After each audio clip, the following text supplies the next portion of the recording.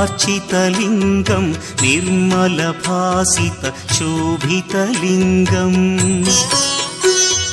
जन्मज दुःखविनाशकलिङ्गं तत्प्रणमामि सदा शिवलिङ्गम् देवमुनिप्रवरार्चितलिङ्गं कामदहन करुणाकरलिङ्गम् रावणदर्पविनाशकलिङ्गं तत्प्रणमामि सदा शिवलिङ्गम्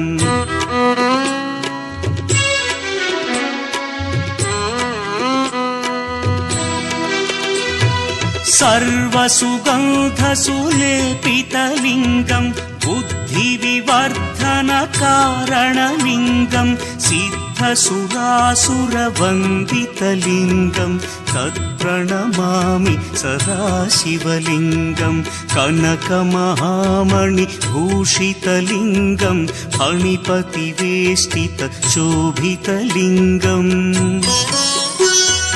दक्षसुयज्ञविनाशनलिङ्गं तत्प्रणमामि सदा शिवलिङ्गम् कुङ्कुमचन्दनलेपितलिङ्गं पङ्कजहार सुशोभितलिङ्गम्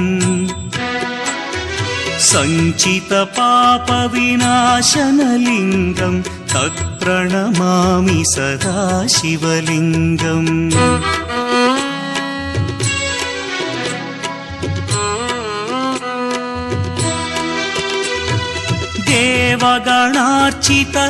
देवगणार्चितसेवितलिङ्गं भावैर्भक्तिभिरेव च लिङ्गं दिनकरकोटिप्रभाकरलिङ्गं तत्प्रणमामि सदा शिवलिङ्गम् अष्टदलोपरिवेष्टितलिङ्गं सर्वसमुद्भवकारणलिङ्गम् अष्टदरिद्र्यविनाशनलिङ्गं तत्प्रणमामि सदा शिवलिङ्गम् सुरगुरुसुरवरपूजितलिङ्गं सुरवनपुष्पसदार्चितलिङ्गम् परमपदं परमात्मकलिङ्गं तत्प्रणमामि सदा शिवलिङ्गम् लिङ्गाष्टकमिदं पुण्यं यः पठेच्छिवसन्निधौ शिवलोकमवाप्नोति शिवेन सह मोदते।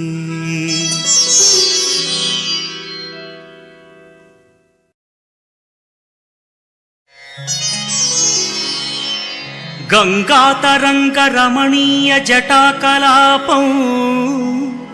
गौरीनिरन्तरविभूषितवामभागम् नारायणप्रियमनङ्गमदापहारं वाराणसीपुरपतिं भज विश्वनाथम् वाचामगोचरमनेकगुणस्वरूपं वागीश विष्णुसुरसेवितपादपीठम् वामेन विग्रहवरेण्यकळत्रवन्तं वाराणसीपुरपतिं भज विश्वनाथम् भूताधिपं भुजगभूषणभूषिताङ्गम् व्याघ्राजिनाम्बरधरं जटिलं त्रिनेत्रम्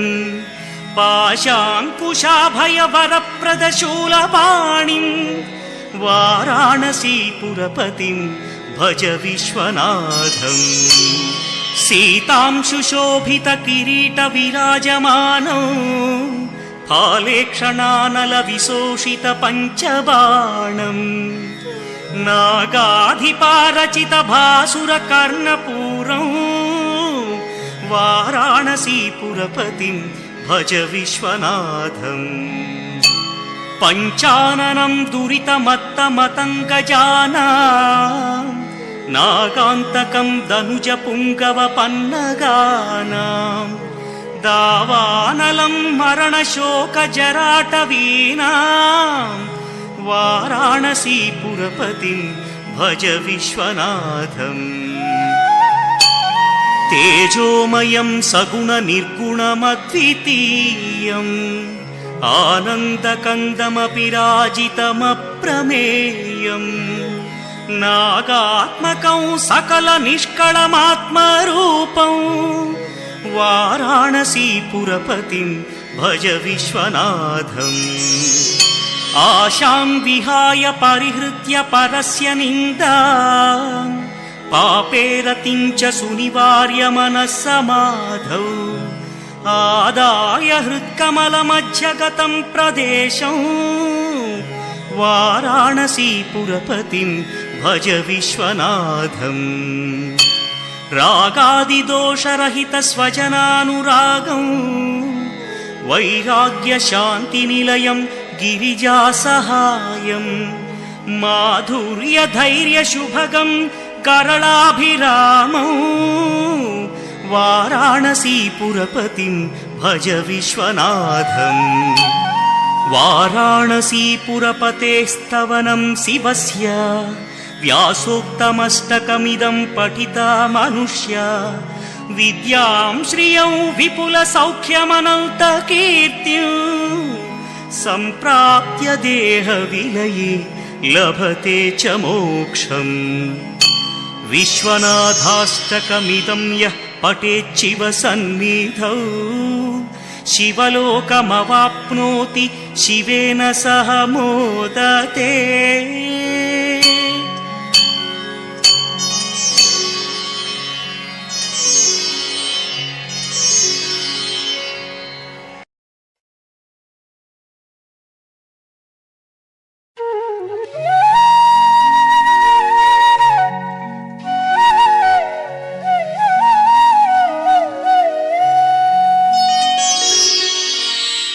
प्रभुं प्राणनाथं विभुं विश्वनाथं जगन्नाथनाथं सदानन्दभाजम्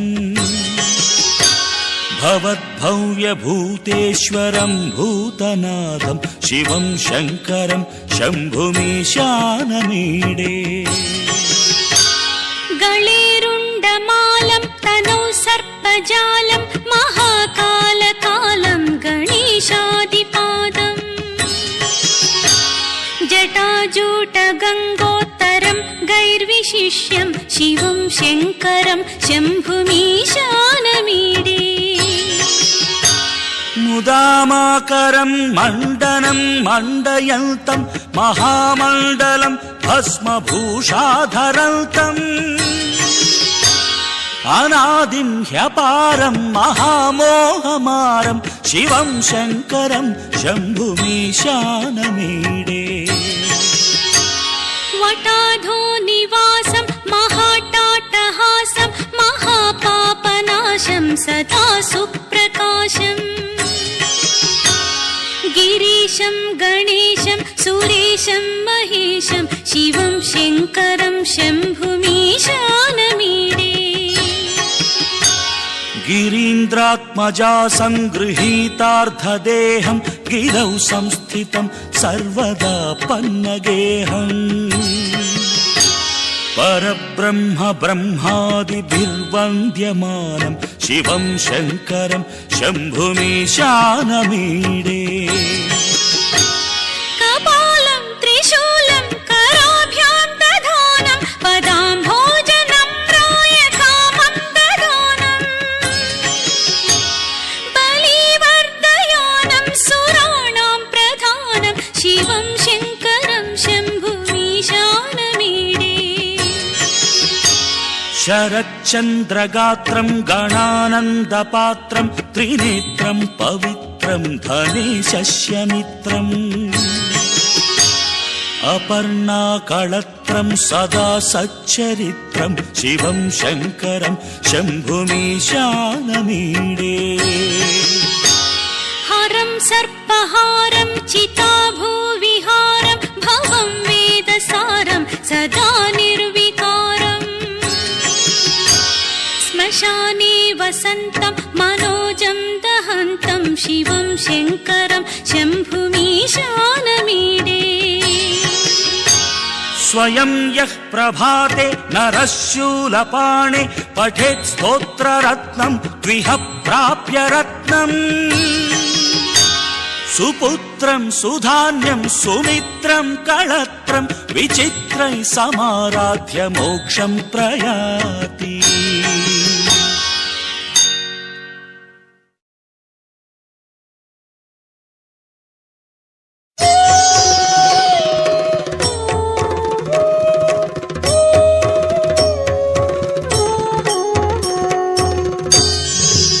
त्रिदलं त्रिगुणाकारं त्रिनेत्रं च त्रियायुधं त्रिजन्म पापसंहारम् एकबिल्वं शिवार्पणम् त्रिशाखैः बिल्वपत्रैश्च अच्छिद्रैः कोमलैः शुभैः तव पूजां करिष्यामि एकबिल्वं शिवार्पणम् कोटिकन्या महादानं तिलपर्वतकोटयः काञ्चनं शैलदानेन एकबिल्वं शिवार्पणम् काशीक्षेत्रनिवासं च कालभैरवदर्शनौ प्रयागे माधवं दृष्ट्वा एकबिल्वं शिवार्पणम् इन्दुवारे व्रतं स्थित्वा निराहारो महेश्वर नक्तं हौष्यामि देवेश एकबिल्वं शिवार्पणम् रामलिङ्गप्रतिष्ठा च वैवाहिककृतं तथा तटाकादि च सन्तानम् एकबिल्वं शिवार्पणम् अखण्डबिल्वपत्रं च आयुतं शिवपूजनम् कृतं नाम सहस्रेण एकबिल्वं शिवार्पणम् उमया सह देवेश नन्दिवाहनमेव च भस्मलेपन सर्वाङ्गम् एकबिल्वं शिवार्पणम् सालग्रामेषु विप्राणां तटाकं दशकूपयो यज्ञकोटिसहस्रस्य एकबिल्वं शिवार्पणम् दन्तिकोटिसहस्रेषु अश्वमेधशतक्रतौ कोटिकन्या महादानम् एकबिल्वं शिवार्पणम् बिल्वानां दर्शनं पुण्यं स्पर्शनं पापनाशनम् अघोरपापसंहारम् एकबिल्वं शिवार्पणम् सहस्रवेदपाठेषु ब्रह्मस्थापनमुच्यते अनेकव्रतकोटीनाम् एकबिल्वं शिवार्पणम् अन्नदानसहस्रेषु सहस्रोपनयनं तथा अनेकजन्मपापानि एकबिल्वं शिवार्पणम् बिल्वाष्टकमिदं पुण्यं यः पठेत् शिवसन्निधौ शिवलोकमवाप्नोति एकबिल्वं शिवार्पणम्।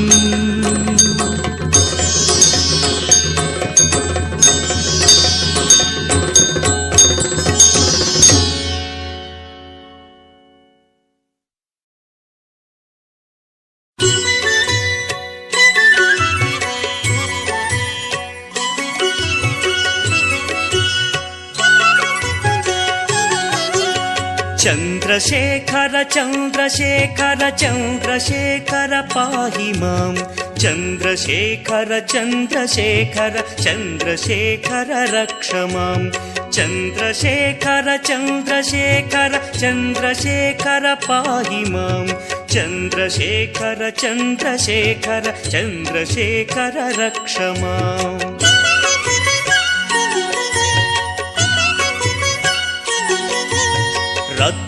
रत्नसानुशरासनं रजताद्रिशृङ्गनिकेतनं सिञ्जनीकृतपन्नगेश्वर मच्युतानलसायकं क्षिप्रदग्धपुरत्रयं त्रिदिवालयैरभिवन्दितं चन्द्रशेखरमाशये मम किं करिष्यति वै यमः।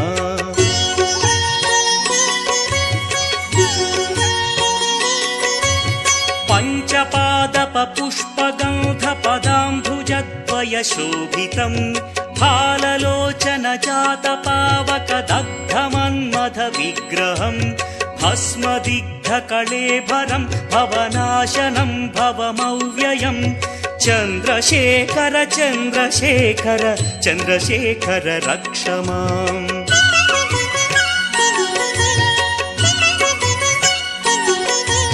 मत्तवारण मुख्य चर्म कृतोत्तरीय मनोहरम् पङ्कजासन पद्मलोचन पूजिताङ्घ्रि सरोवरम् देव सिन्धुतरङ्गसीकर सिक्त शुभ्रजटाधरम् चन्द्रशेखर चन्द्रशेखर चन्द्रशेखर पाहि माम्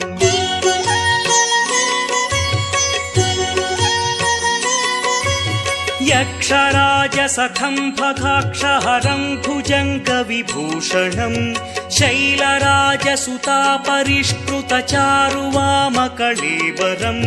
क्ष्वेलनीलगळं परश्वधधारिणं मृगधारिणम्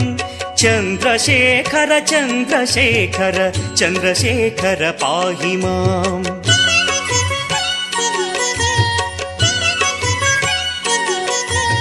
कुण्डलीकृत कुण्डलेश्वर कुण्डलं वृषवाहनम् नारदादिमुनीश्वरस्तुत वैभवं भुवनेश्वरम् अन्धकान्तकमाश्रितामरपादपं शमनान्तकम् चन्द्रशेखर चन्द्रशेखर चन्द्रशेखर रक्ष माम्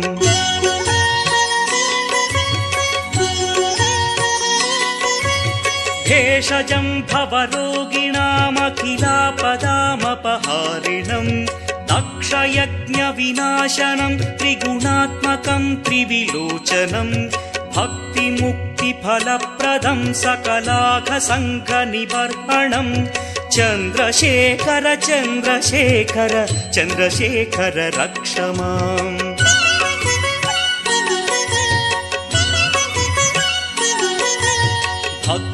भक्तवत्सलमर्चितं निधिमक्षयं हरिदम्बरम् सर्वभूतपतिं परात्परमप्रमेयमनुत्तमम् सोमवारणभूहुताशन सोमपानिखिलाकृतिम् चन्द्रशेखर चन्द्रशेखर चन्द्रशेखर पाहि माम्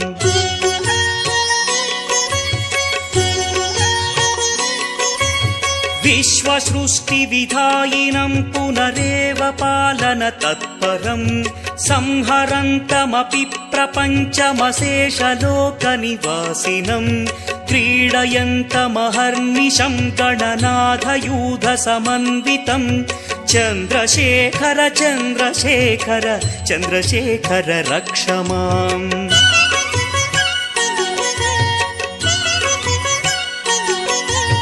मृत्युभीति मृकण्डुसूनु कृतस्तवं शिव सन्निधौ यत्र कुत्र च यः पठेन्न हि तस्य मृत्युभयं भवेत् पूर्णमायुररोगतमखिलार्थसम्पदमादरम् पूर्णमायुररोगतमखिलार्थसम्पदमादरम् चन्द्रशेखर एव तस्य ददाति मुक्तिमयत्नतः चन्द्रशेखर एव तस्य ददाति मुक्तिमयत्नतः चन्द्रशेखर एव तस्य ददाति मुक्तिमयत्नतः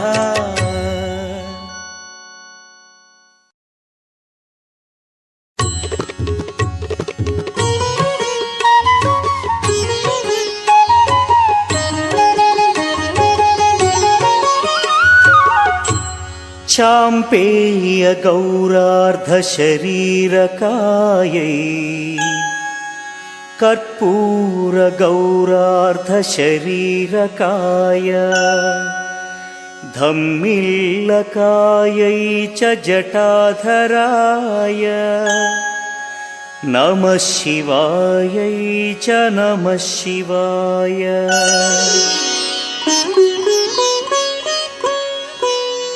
कस्तूरिका कुङ्कुमचर्चितायै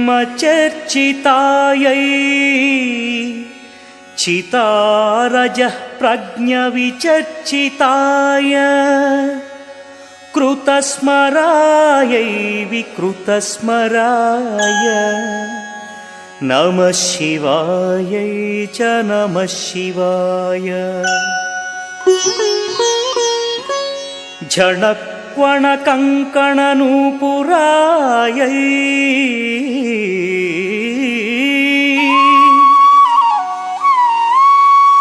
पादाब्जराजफणिनूपुराय हेमाङ्गदायै भुजगाङ्गदाय नमः शिवायै च नमः शिवाय।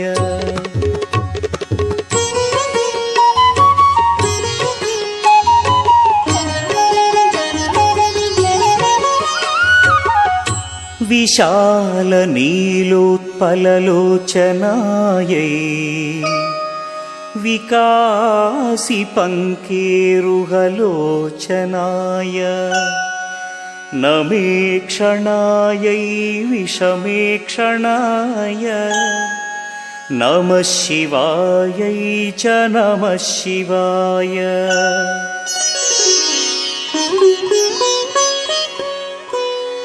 मन्दारमाला कलितालकायै कपालमालाङ्कितकन्धराय दिव्याम्बरायै च दिगम्बराय नमः शिवायै च नमः शिवाय। अम्बोधरश्यामलकुन्तलायै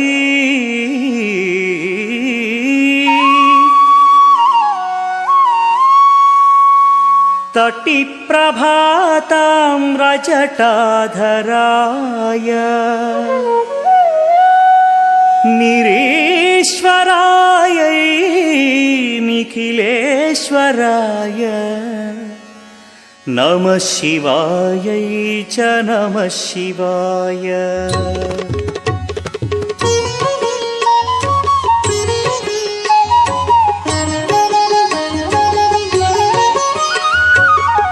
प्रपञ्चसृष्ट्युन्मुखलास्यकायै समस्तसंहारकताण्डवाय जगज्जनन्यै जगदेकपित्रे नमः शिवायै च नमः शिवाय।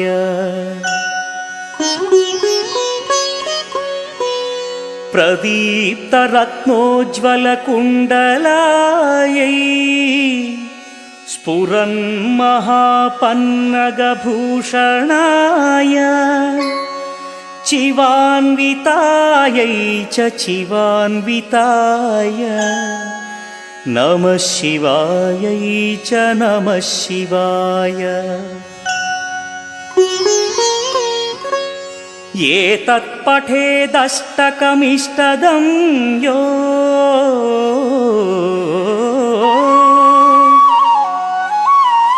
भक्त्या समान्यो भुवि दीर्घजीवी प्राप्नोति सौभाग्यमनन्तकालम् भूयात् सदा चास्य समस्तसिद्धिः भूयात् सदा चास्य समस्तसिद्धिः।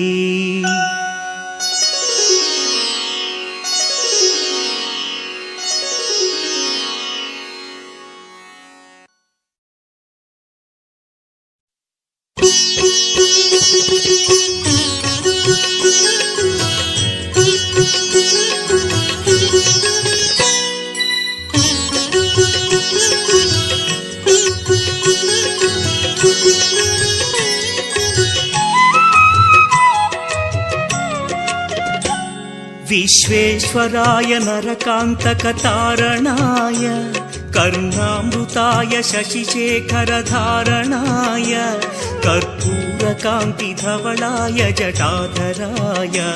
दारिद्र्यदुःखदहनाय नमः शिवाय। गौरीप्रियाय रजनीशकलाधराय कालान्तकाय भुजगाधिपकङ्कणाय गङ्गाधराय गजराज विमर्दनाय दारिद्र्यदुःखदहनाय नमः शिवाय दारिद्र्यदुःखदहनाय नमः शिवाय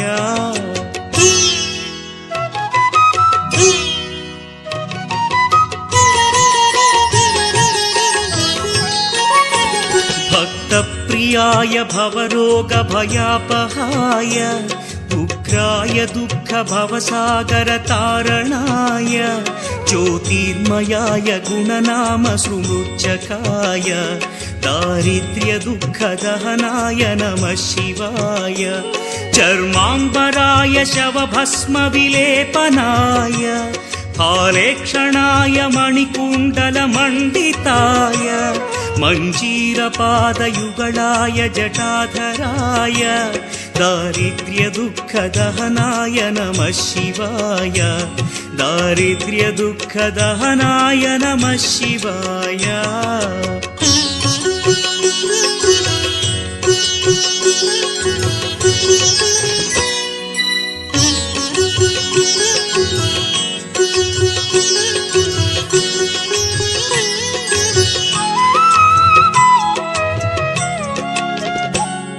पञ्चाननाय फणिराजविभूषणाय हेमांशुकाय भुवनत्रयमण्डिताय आनन्दभूमिवरदाय तमोमयाय दारिद्र्यदुःखदहनाय नमः शिवाय भानुप्रियाय भवसागरतारणाय कालान्तकाय कमलासनपूजिताय नेत्रत्रयाय शुभलक्षणलक्षिताय दारिद्र्यदुःखदहनाय नमः शिवाय दारिद्र्यदुःखदहनाय नमः शिवाय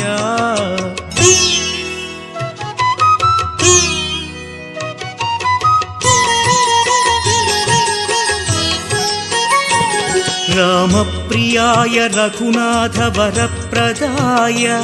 नामप्रियाय नरकार्णवतारणाय पुण्येषु पुण्यभरिताय सुरार्चिताय दारिद्र्यदुःखदहनाय नमः शिवाय मुक्तीश्वराय फलदाय गणेश्वराय गीतप्रियाय वृषभेश्वर वाहनाय मातङ्गचर्मवसनाय महेश्वराय दारिद्र्यदुःखदहनाय नमः शिवाय दारिद्र्यदुःखदहनाय नमः शिवाय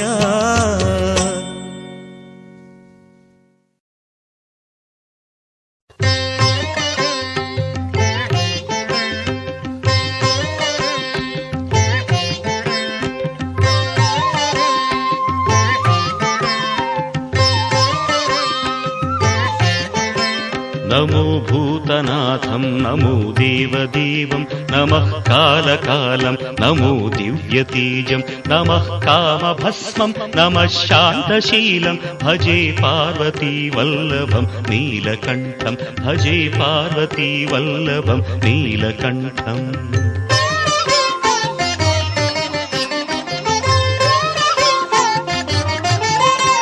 सदा तीर्थसिद्धं सदा भक्तरक्षं सदा शैव पूज्यं सदा शुद्धभस्मं सदा ध्यानयुक्तं सदा ज्ञानतल्पं भजे पार्वतीवल्लभं नीलकण्ठं भजे पार्वतीवल्लभं नीलकण्ठम्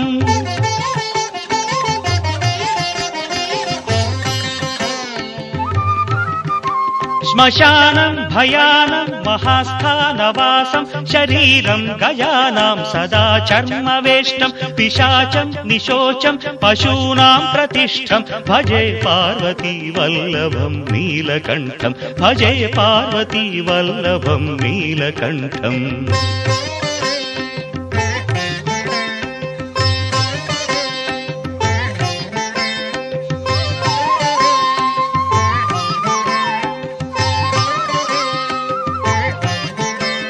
फणीनागकण्ठे भुजङ्गाद्यनेकं कडेरुण्डमालं महावीरशूरं कटिव्याघ्रचर्मं चिताभास्मलेपं भजे पार्वतीवल्लभं नीलकण्ठं भजे पार्वतीवल्लभं नीलकण्ठम्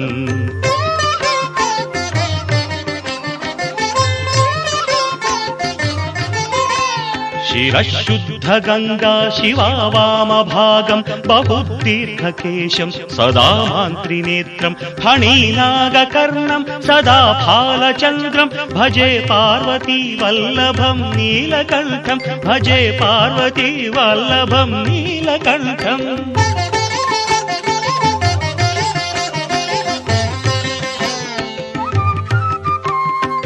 करेशूलधारं महाकष्टनाशं सुरेशं वरेशं महेशं जनेशं धने चारुदीशं ध्वजेशं गिरीशं भजे पार्वतीवल्लभं नीलकण्ठं भजे पार्वतीवल्लभं नीलकण्ठम्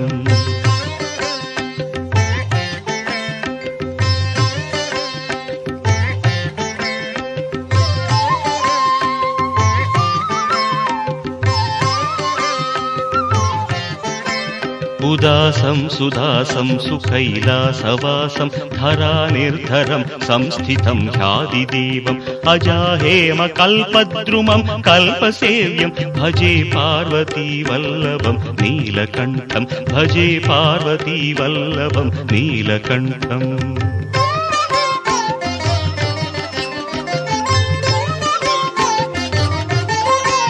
मुनीनां वरेण्यं गुणं रूपवर्णं द्विजासं पठन्तं शिवं वेदशास्त्रम् अहो दीनवत्सं कृपालं शिवं हि भजे पार्वतीवल्लभं नीलकण्ठं भजे पार्वतीवल्लभं नीलकण्ठम्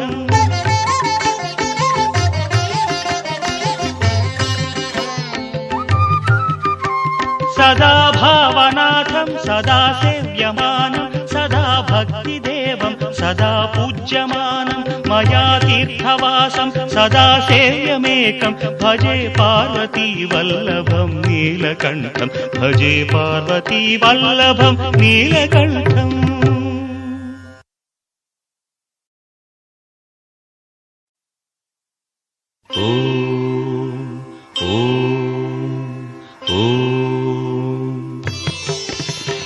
ओंकारबिंदु संयुक्तं नित्यं ध्यायन्ति योगिनः कामदं मोक्षदं तस्मादोंकाराय नमो नमः ओंकारबिंदु संयुक्तं नित्यं ध्यायन्ति योगिनः कामदं मोक्षदं तस्मादोंकाराय नमो नमः ओंकाराय नमो नमः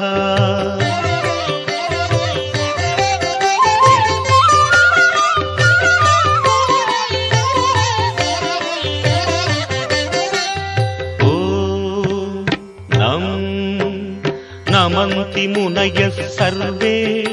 नमन्त्यप्सरसाङ्गणाः नराणामादिदेवानां नकाराय नमो नमः नकाराय नमो नमः ओ मम महत्तत्त्वं महादेवप्रियं ज्ञानप्रदं परं महापापहरं तस्मात् मकाराय नमो नमः मकाराय नमो नमः ओ शिवं शान्तं शिवाकारं शिवानुग्रहकारणं महापापहरं तस्मात् शिकाराय नमो नमः शिकाराय नमो नमः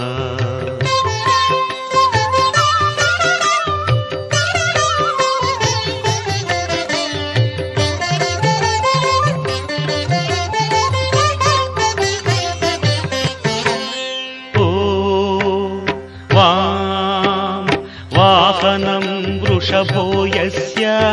वासुकी कण्ठभूषणं वामशक्तिधरं देवं वकाराय नमो नमः वकाराय नमो नमः ॐ यं यकारे संस्थितो देवो यकारं परमं शुभं यं नित्यं परमानन्दं यकाराय नमो नमः यकाराय नमो नमः ॐ यः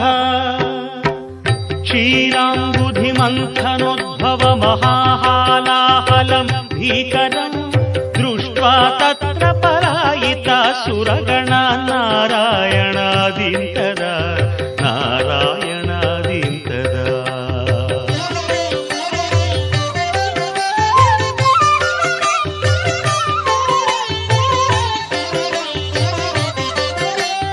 सम्पीत्वा परिपालय जगदिदं विश्वाधिकं शङ्करं सेव्यो नः सकलापदं परिहरन् कैलासवासी विभुः षडक्षरमिदं स्तोत्रं यः पठेत् शिवसन्निधौ तस्य मृत्युभयं नास्ति ह्यपमृत्युभयं कुतः ह्यपमृत्युभयं कुतः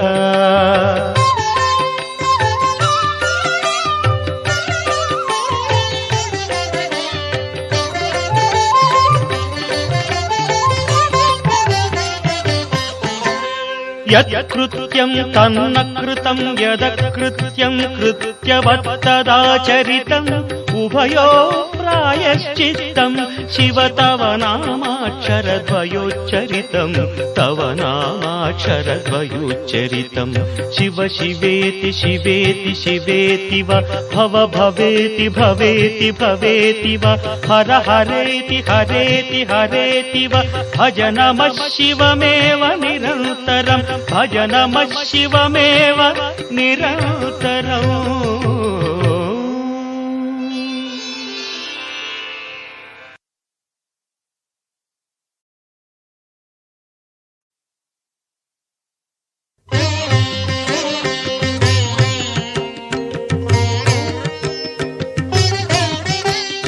सौराष्ट्रदेशे विशदेति रम्ये ज्योतिर्मयं चन्द्रकलावतंसं भक्तिप्रदानाय कृपावतीर्णं तं सोमनाथं शरणं प्रपद्ये तं सोमनाथं शरणं प्रपद्ये श्रीशैलसङ्गे विबुधातिसङ्गे तुलाद्रितुङ्गेऽपि मुदा वसन्तं तमर्जुनं मल्लिकापूर्वमेकं नमामि संसार समुद्रसेतुं नमामि संसार समुद्रसेतुम्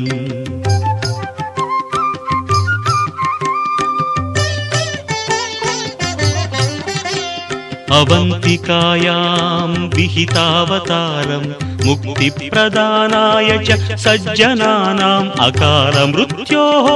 परिरक्षणार्थं वन्दे महाकाल महासुरेशं वन्दे महाकाल महासुरेशं कावेरिका नर्मदयोः पवित्रे समागमे सज्जनतारणाय सदैव मान्धात्रिपुरे वसन्तम् ओङ्कारमीशं शिवमेकमीडे ओङ्कारमीशं शिवमेकमीडे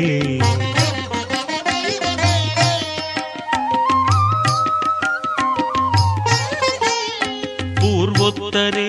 प्रज्वलिकानिधाने सदा वसन्तं गिरिजासमेतं सुरासुराराधित पादपद्मं श्रीवैद्यनाथं तमहं नमामि श्रीवैद्यनाथं तमहं नमामि याम्ये सदङ्गे नगरेति रम्ये विभूषिताङ्गं विविधैश्च भोगैः सद्भक्तिमुक्तिप्रदं ईशमेकं श्रीनागनाथं शरणं प्रपद्ये श्रीनागनाथं शरणं प्रपद्ये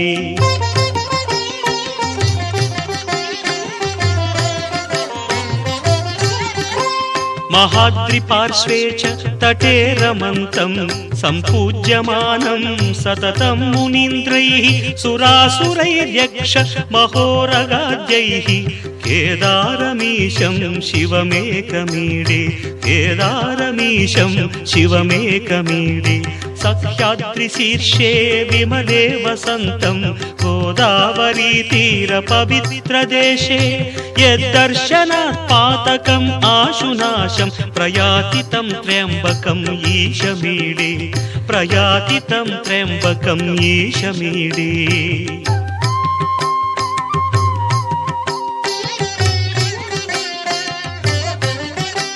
सुताम्रपर्णी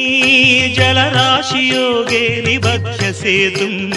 विशिखैरसङ्ख्यै श्रीरामचन्द्रेण समर्पितं तं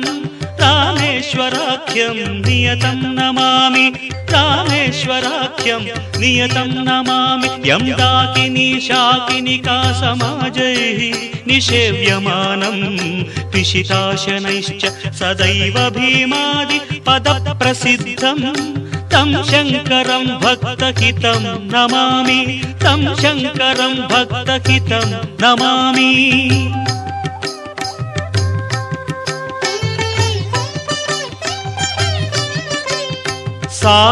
सानन्दमानन्दवने वसन्तम् आनन्दकन्दं हतपापबृन्दं वाराणसीनाथमनाथनाथं श्रीविश्वनाथं शरणं प्रपद्ये इडापुरे रम्य विशालकेऽस्मिन् समुल्लसन्तं च जगद्वरेण्यं वन्दे महोदारतरस्वभावं कृष्णेश्वराख्यं शरणं प्रपद्ये ज्योतिर्मय द्वादशलिङ्गकानां शिवात्मनां प्रोक्तमिदं क्रमेण स्तोत्रं पठित्वा मनुज्योतिभक्त्या फलं तदालोक्य निजं भजेच्च फलं तदालोक्य निजं भजेच्च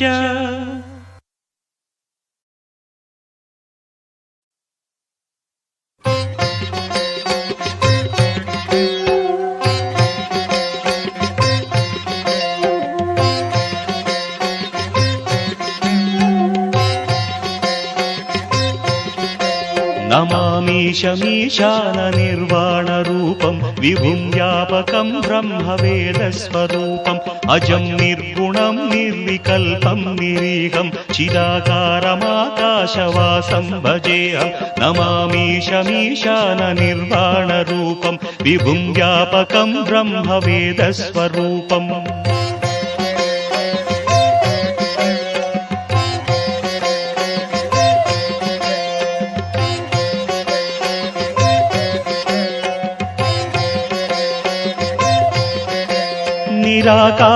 निराकारमोङ्कारमूलं तुरीयं गिराज्ञानगोतीतमीशं गिरीशं कराळं महाकालकालं कृपालं गुणागारसंसारसारं नतोऽहम् तुषाराद्रिसङ्काशगौरं गभीरं मनोभूतकोटिप्रभासी शरीरं स्फुरन्मौलिकल्लोलिनी चारुगङ्गा लसत्फालबालेन्दुकण्ठे भुजङ्गा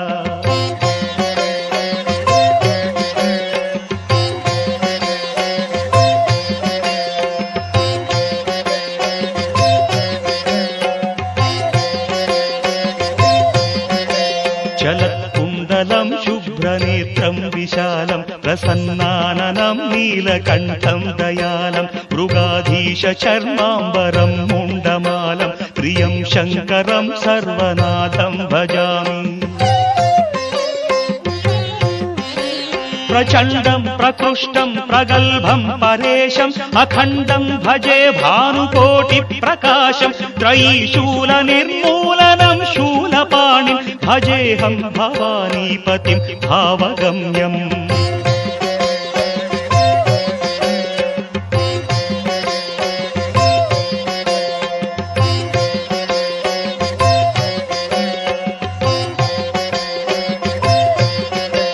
कलातीत కళ్యాణ కల్పాంతకారి సదా సజ్జనానందదాతా పురారి చిదానంద సందోహ మోహాపహారి ప్రసీద ప్రసీద ప్రభో మన్మధారి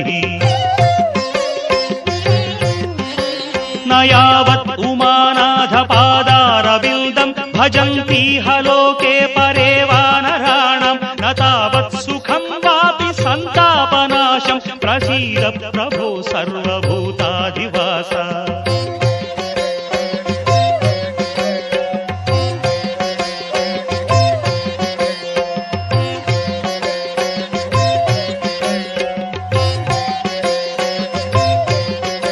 न जानामि योगं जपं नैव पूजां नतोऽहं सदा सर्वदा देव तुभ्यं जराजन्म दुःखौघतातप्यमानं प्रभो पाहि शापान्नमामीश शम्भो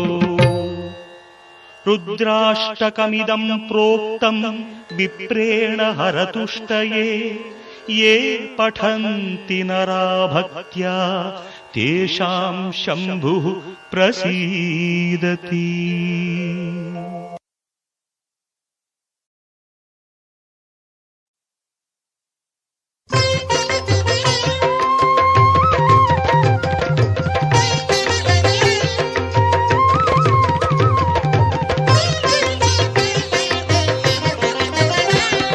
జటాకటాహ సంభ్రమ భ్రమన్నిలింప నిర్ఝరి విలోల వీచి వల్లరి విరాజమానమూర్ధని ధగద్ధగద్ధగజ్వలల్లలాట పట్ట పావకి కిశోర చంద్రశేఖరే రతి ప్రతిక్షణం మమ హరాధరేంద్ర నందిని విలాస బంధు బంధురస్ఫురదృగంత సంతతి ప్రమోదమాన మానసి కృపాకటాక్షధోరణి నిరుద్ధ సుందరాపది కృచిద్దిగంబరే మనో వినోదమేతు వస్తుని జటాభుజంగ పింగళ స్ఫురత్ఫణామణి ప్రభ కదంబ కుంకుమద్రవ ప్రలిప్త దిగ్వధూముఖి మదాంధ సింధుర స్ఫురత్వగుత్తరీయ మేదురి మనో వినోదమద్భుతం విభర్తృభూత భర్తరి సహస్రలోచన ప్రభృత్య శేషలేఖ శేఖర ప్రసూన ధూళి ధోరణి విధూసరాంఘ్రి పీఠభు భుజంగరాజమాలయ నిబద్ధ జాట జూటక శ్రియై చిరాయ జాయతాం చకోర బంధుశేఖరః లలాట చత్వరజ్వల ధనంజయ స్ఫులింగభ నిపీత పంచసాయకం నమన్నిలింపనాయకం సుధామయూఖలేఖయా విరాజమాన శేఖరం మహాకపాలి సంపదే శిరోజటాలమస్తు నః కరాళ ఫాల పట్టికా ధగద్ధగద్ధగజ్వల ధనంజయాహుతి కృత ప్రచండ పంచసాయకే ధరాధరేంద్ర నందిని కుచాగ్ర చిత్ర పత్రక ప్రకల్పనైక శిల్పిని త్రిలోచనే మతిర్మమ నవీన మేఘమండలీ నిరుద్ధ దుర్ధర స్ఫురత్ కుహూ నిశీధిని తమః ప్రబంధ బంధ కంధర నిలింప నిర్ఝరీ ధరస్తనోతు కృత్తి సింధురః కళానిదాన బంధుర శ్రియం జగద్ధురంధర ప్రఫుల్ల నీల పంకజ ప్రపంచ కాళిమచ్చటా విడంబి కంఠ కంధరా రుచి ప్రబంధ కంధరం స్మరచ్చిదం పురచ్చిదం భవచ్చిదం మఖచ్చిదం గజచ్చిదాంధ్రకచ్చిదం తమంతకచ్చిదం భజే